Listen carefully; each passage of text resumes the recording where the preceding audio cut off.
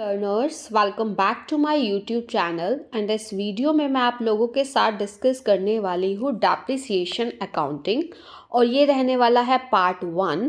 इस particular part में हम लोग डिस्कस करेंगे meaning and definition of depreciation, features of depreciation, causes of depreciation और factors determining the amount of depreciation. ये जो चारों टॉपिक हैं ये हमारे बेसिक रहते हैं इसके डेप्रिसिएशन अकाउंटिंग के और वेरी वेरी इंपॉर्टेंट। देखो आप लोगों को ध्यान रखना है, अकाउंटिंग में आप सीधा क्वेश्चन पे कभी भी जंप नहीं करेंगे। आपको पहले उसका बेसिक समझना पड़ेगा, फिर आप बेसिक टू एडवांस पे जाएंगे। इसीलिए मैं अपनी वीडियोस में आप लोगों के लिए कोई भी चैप्टर है, जैसे हमारा ये डेप्रिसिएशन अकाउंटिंग चैप्टर है, तो पहले मैं आपको इसका बेसिक क्लियर करूंगी। जब आपका बेसिक क्लियर हो जाएगा फिर आपको इजीली आगे का पार्ट समझ आएगा। तो हम स्टार्ट करते हैं, ठीक है। और इससे पहले भी अकाउंटिंग की बहुत सारी वीडियोस डिस्कस हुई हैं, फाइनेंशियल अकाउंटिंग की। आपको उसकी प्लेलिस्ट का लिंक डिस्क्रिप्शन बॉक्स में मिल जाएगा, तो वहाँ आप क्लिक करके देख सकते हैं। देखिए, सबसे पहले हम बात करेंगे डेप्रिसिएशन अकाउंटिंग के इंट्रोडक्शन की, कि आपको पता होना चाहिए कि किसके बारे में है। देखो, आप लोगों को पता है हर एक टाइप के बिजनेस पे कुछ टाइप की फिक्स्ड एसेट्स होती हैं, ठीक है। In every business there are certain assets of a fixed nature that are needed for the conduct of business operations. देखो, आप लोगों को पता है बेसिकली हम जो है एक तो फिक्स्ड एसेट्स के बारे में पढ़ते हैं, ठीक है, और एक करंट एसेट्स के बारे में। तो जो फिक्स्ड एसेट्स हैं जो हमारी हेल्प करती हैं प्रोडक्शन में या फिर हमारे बिजनेस ऑपरेशन में, like plant and machinery, motor vehicles, furniture, office equipments etcetera, बहुत सारी होती है, बट ये मैंने आपको मेन एग्जांपल दिए हैं। तो होता क्या है, these assets have a definite span of life after the expiry of which the assets will lose their usefulness for the business operation. Obvious सी बात है, कोई भी एसेट है एक उसकी यूज़फुल लाइफ होती है जिसके दौरान वो हमें अच्छे रिजल्ट्स देगी, और उस यूज़फुल लाइफ के बाद वो बहुत कम एफिशिएंट हो जाएगी हमारे बिजनेस ऑपरेशन में उसके यूज़ के लिए, ठीक है। तो अब मीनिंग क्या होता है, देखिए, fall in the value and utility of such assets due to their constant use and expiry of time is termed as depreciation। ये दो मेन चीज़ें हैं। देखिए, कोई भी एसेट है उसकी वैल्यू में गिरावट आना और उसकी यूटिलिटी फॉल होना, क्यों? क्योंकि हम उसको कांस्टेंट यूज़ कर रहे हैं और टाइम के बाद ड्यूरिंग, जैसे 10 साल बाद, 20 साल बाद, तो उसकी वैल्यू में तो फॉल आएगा उसकी यूटिलिटी में, उसको हम डेप्रिसिएशन बोलते हैं। In other words, the process of allocation of the allocation of the cost of a fixed asset over its useful life is known as depreciation। यानी कि एक हम फिक्स्ड एसेट की कोस्ट को एलोकेट कर रहे हैं, उसकी कोस्ट को एलोकेट कर रहे हैं ओवर इट्स यूजफुल लाइफ, ठीक है, इसको हम डेप्रिसिएशन बोलते हैं। अभी मैं आपको एग्जांपल से भी समझाऊंगी। जैसे मान लो कोई एसेट जो है हमने 10 लाख की ली, सिंपल सा एग्जांपल लेते हैं, कोई भी एक फिक्स्ड एसेट हमने 10 लाख की ली और हमने देखा कि उसकी जो है 10 इयर्स यूज़फुल लाइफ होगी। तो हम इन 10 इयर्स में जैसे 10 लाख को 10 से डिवाइड करते हैं तो 1 लाख पर ईयर का हम इस पर डेप्रिसिएशन मान के चलेंगे। तो eight the end of 10 years हम ये मान के चलेंगे कि इसकी वैल्यू जो यूज़फुल लाइफ जो है वो होगी, ठीक है। तो हर साल 1 लाख, ये बहुत सिंपल बताया है। वैसे तो हम स्क्रैप वैल्यू भी लेकर चलते हैं, वो काफ़ी सारी चीज़ें अलग अलग मेथड्स में मैं आपको बताऊंगी, बट अभी आपको जस्ट सिंपल वे में समझना है कि डेप्रिसिएशन होता क्या है। अब हम बात करते हैं डेफिनेशन की। देखो, डेफिनेशन आपको अगर थ्योरी में एक क्वेश्चन आता है तो आपको डेफिनेशन ज़रूर आनी चाहिए और अपनी एक नॉलेज के लिए भी आपको आनी चाहिए। क्या होता है, depreciation may be defined as the permanent and continuing diminution in the quality, quantity or the value of an asset। देखो, इसको हम सिंपल लैंग्वेज में समझते हैं। परमानेंट, ठीक है, मतलब परमानेंट होगा, और कॉन्टिन्यूइंग डिमिन्यूशन होता है रिडक्शन आना किसी चीज़ पे, ठीक है, चाहे उसकी क्वालिटी है, क्वांटिटी है और या उस एसेट की वैल्यू है। और ये डेफिनेशन विलियम पिकल्स ने दी है, ये आपको ध्यान रखना है, ठीक है। अब हम बात करते हैं फीचर्स और करेक्टरिस्टिक्स ऑफ डेप्रिसिएशन की, ठीक है। अब आप सबसे पहले ये समझिए कि डेप्रिसिएशन जो है एक डिक्लाइन है in the value of fixed assets. Decline मतलब कम होती जाती है वैल्यू फिक्स्ड एसेट्स की।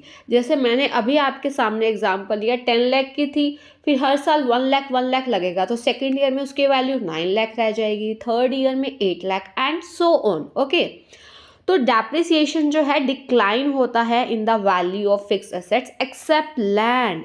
देखिए आप देखेंगे जो लैंड है ना, उस पे डेप्रिसिएशन हम लोग नहीं लगाते हैं, क्योंकि लैंड की वैल्यू जो जनरली एप्रिशिएट होती है विद टाइम, लैंड की वैल्यू बढ़ती जाती है। तो जनरली ऐसा होता है, जनरली मतलब कॉमनली तो ऐसा होता ही होता है कि लैंड की वैल्यू एप्रिसिएट होती है, तभी हमने बोला है कि एक्सेप्ट लैंड। दूसरा फीचर क्या है, such fall is of permanent nature. ऐसा नहीं है कि एक बार फॉल हुआ तो वो दोबारा से उसको हम उसी वैल्यू पे ले आएंगे। नो, ये जो फॉल होता है वैल्यू में या क्वालिटी में जो भी है, ये परमानेंट नेचर का होता है। Once the value of an asset is reduced due to depreciation, अगर डेप्रिसिएशन की वजह से एक बार वैल्यू कम हो गई, it can not be restored to its original cost, तब हम इसको इसकी ओरिजिनल कॉस्ट में रिस्टोर नहीं कर सकते। So it can not be restored to its original cost, हम इसको इसकी ओरिजिनल कॉस्ट में रिस्टोर नहीं कर पाएंगे। Depreciation is a gradual and continuing process because the value of the assets will decline either by their constant use or obsolescence due to the expiry of time। देखो depreciation एक gradual मतलब एक धीरे धीरे, ऐसा नहीं है कि हम 10 लाख की मशीन को एक ही साल में उसको जीरो वैल्यू पे ले आएंगे। नो, ग्रेजुअल है बट कॉन्टिन्यूइंग है, लगातार होता है। क्योंकि होता क्या है, एक चीज़ ध्यान रखनी है, देखो कांस्टेंट आप यूज उसको करो या ऑब्सोलेसेंस, ऑब्सोलेसेंस होता है कि वो चीज़ क्या होगी, ये आप लोगों को ध्यान रखनी है, वो चीज़ आउटडेटेड हो गई है नई टेक्नोलॉजी आने के कारण। ठीक है, तो ये ग्रेजुअल और कॉन्टिन्यूइंग प्रोसेस है। नेक्स्ट फीचर जो है वो हमारा क्या है, depreciation is not the process of valuation of asset.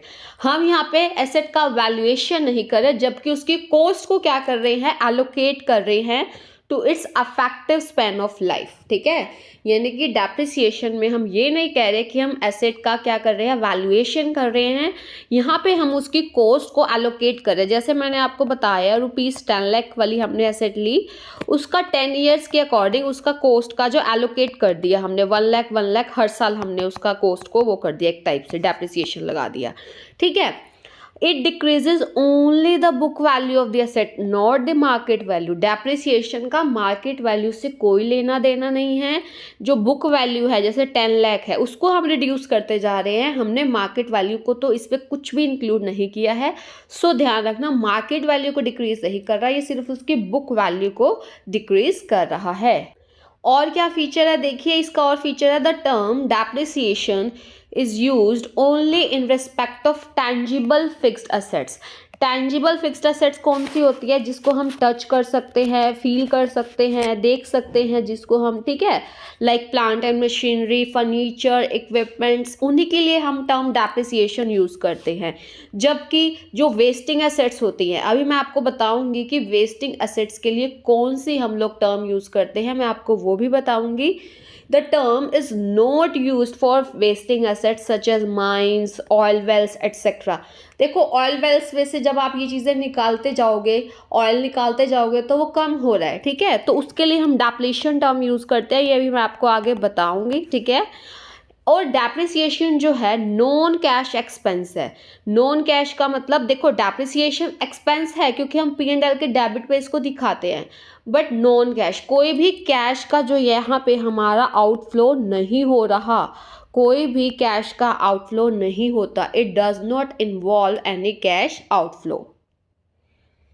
देखिए अब हम बात करेंगे कॉजेज ऑफ डेप्रिसिएशन की। डेप्रिसिएशन किन किन वजह से हम कहते हैं कि डेप्रिसिएशन हो रहा है, क्या इसके कारण है।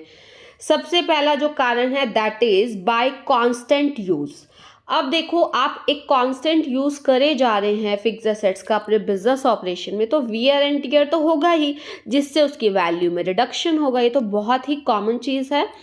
दूसरा है बाय एक्सपायरी ऑफ टाइम। देखो मेजॉरिटी ऑफ एसेट्स की जो वैल्यू है डिक्रीज होती है with the passage of time, even if they are not being put to use in the business. देखो, चाहे आप उसको बिजनेस पे यूज नहीं कर रहे हैं इन अ प्रॉपर वे, मतलब यूज ही नहीं कर रहे हो, लेकिन टाइम के साथ साथ उसका जो है एक्सपायरी ऑफ टाइम के साथ साथ उसकी वैल्यू कम हो जाएगी। क्यों? क्योंकि जैसे रेन, विंड्स, वेदर की वजह से या किसी और चीज़ की वजह से उनकी वैल्यू में क्या हो जाता है, कम आ जाती है, रिडक्शन हो जाता है उनकी वैल्यू में। ठीक है, उसके बाद है by expiry of legal rights. देखो, लीगल राइट्स क्या होता है कि किसी चीज़ पे आपका कानूनी आपको राइट्स मिला है। इसका सबसे बेस्ट एग्जांपल है लीज। कई बार हम एसेट को परचेज करने की बजाय because of lack of fund हम उसको लीज पे ले लेते हैं, जस्ट टाइप किराए पर ले लेते हैं। ठीक है, अब there are certain assets which have a definite span of life such as lease. For example, अगर हमने lease has been obtain for 20 years, 20 years के लिए एक एसेट लीज पे ले ली है फॉर ₹5 लाख। ठीक है, तो हर साल जो है, अब 20 ईयर्स है तो 5 लाख अगर हम देखें, ठीक है, अगर आप देखें 5 लाख यहाँ पे देखिए, यहाँ पे अगर आप 5 लाख लेके चले और 20 ईयर्स की ली है तो आप देखेंगे कि हर साल इसकी 25,000 वैल्यू जो है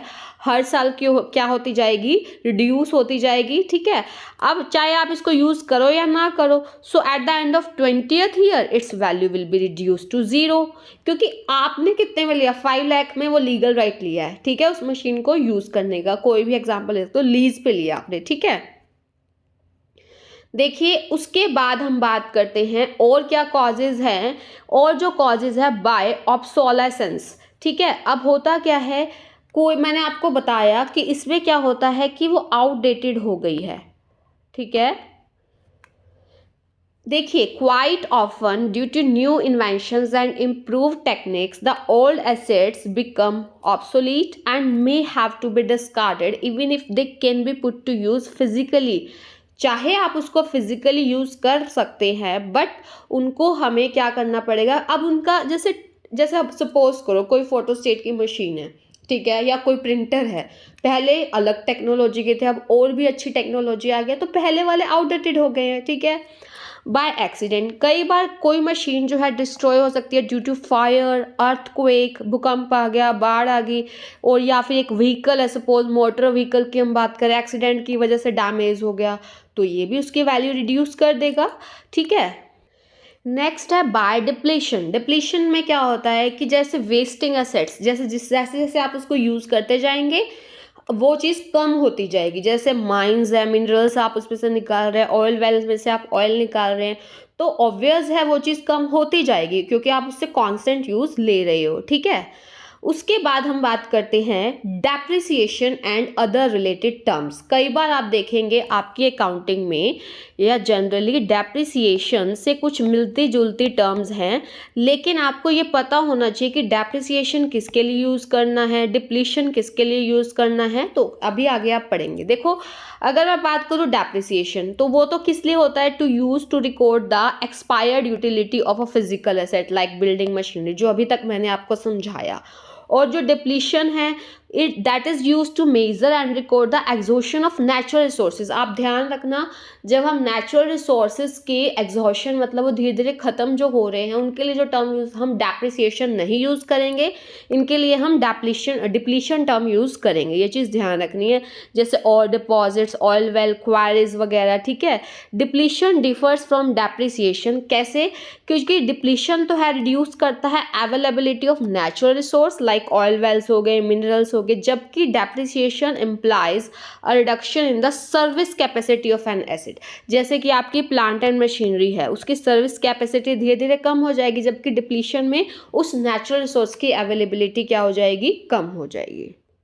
और देखिए, मिलती जुलती टर्म क्या है, नेक्स्ट अमोर्टाइजेशन। अमोर्टाइजेशन में क्या होता है, ये जो आपने सुनी होगी intangibles like patents, copyrights, trademarks, goodwill, ये इंटेंजिबल है, आप इनको टच नहीं कर सकते, ठीक है। इनकी प्रेजेंस जो है, जैसे plant and machinery you can touch it, that is tangible fixed assets, जबकि आपकी गुडविल है, कॉपीराइट्स, पेटेंट्स, ट्रेडमार्क्स, ये सब इंटेंजिबल में आता है।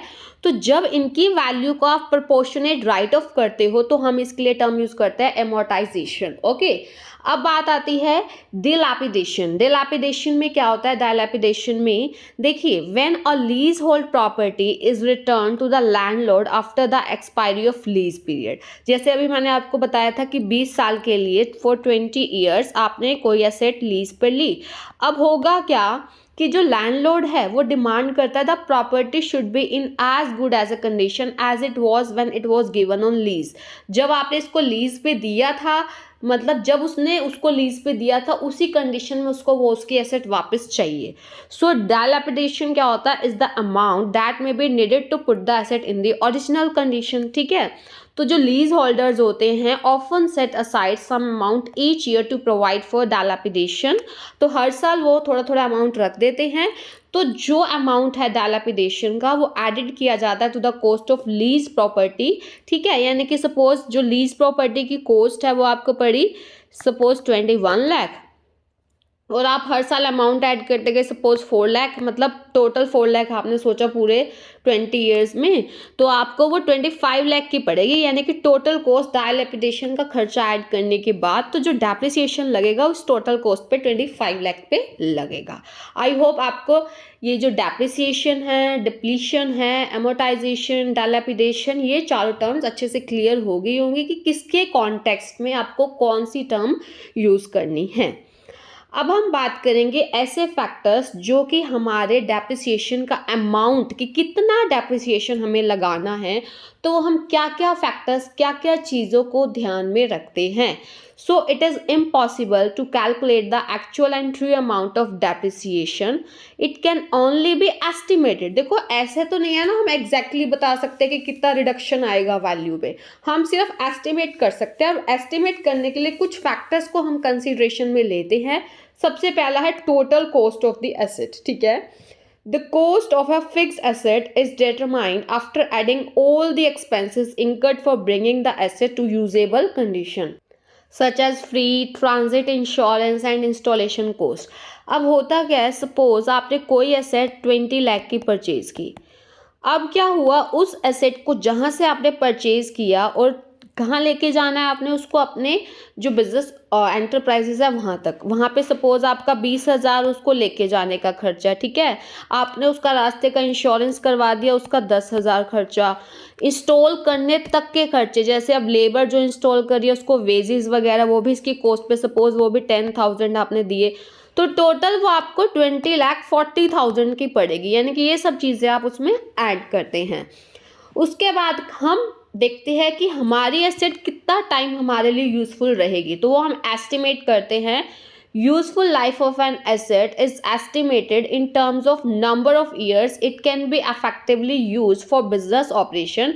किसी भी बिजनेस ऑपरेशन के लिए हम उसको कितना अफेक्टिवली यूज़ कर सकते हैं। For example, if a machine can work for 25 years, अगर एक मशीन को 25 सालों के लिए हम काम पे लगा सकते हैं, बट मतलब 25 सालों के लिए वो मशीन काम कर सकती है, but is likely to become obsolete in 15 years on account of availability of a better type of machine due to improve technology. हो सकता है कि 15 साल बाद कोई और अच्छी टेक्नोलॉजी आ जाए और ये मशीन ऑब्सोलीट हो जाएगी, तो हम उसकी यूज़फुल लाइफ 25 की बजाय 15 ईयर्स ही कंसीडर करेंगे, ठीक है। ये चीज़ ध्यान रखनी है। और हम क्या देखते हैं, एस्टिमेटेड स्क्रैप वैल्यू। देखो 3 चीज़ें हम देखते हैं, total cost of the asset और उसकी यूज़फुल लाइफ और एस्टिमेटेड। ये सारी चीज़ें एस्टिमेट करें कि स्क्रैप वैल्यू मतलब लास्ट में यूज़फुल लाइफ के एंड में स्क्रैप मतलब कबाड़ टाइप उसकी वैल्यू कितनी बचेगी, ठीक है। सो it is estimated cell value, मतलब वो कितने में बिकेगी eight the end of its useful life. 20 साल अगर हमने माना या 15 साल माना, तो 15 साल यूज़ करने के बाद वो एसेट कितने की बिकेगी। It is also known as residual value और ब्रेकअप वैल्यू। ये आपको ध्यान रखने होते हैं। अदर नेम, कई बार आपको क्वेश्चन अदर नेम पे पूछा जाता है, तो इसको हम residual value, scrap value, breakup value भी बोलते हैं। अब एग्जाम्पल से आपको क्लियर होगा। For example a machine is purchase for 60,000, ठीक है, 4,000 हमने उसके फ्रीट पे और 1,000 इसके इंस्टॉलेशन पे, ठीक है। तो टोटल कितना खर्चा हो गया, 65,000 हो गया। ओके, टोटल कॉस्ट हो गई इसकी। अब क्या एस्टिमेट किया गया कि इसकी serviceable life, useful life 10 years की होगी, eight the end of which period it will have a scrap value of 8,000।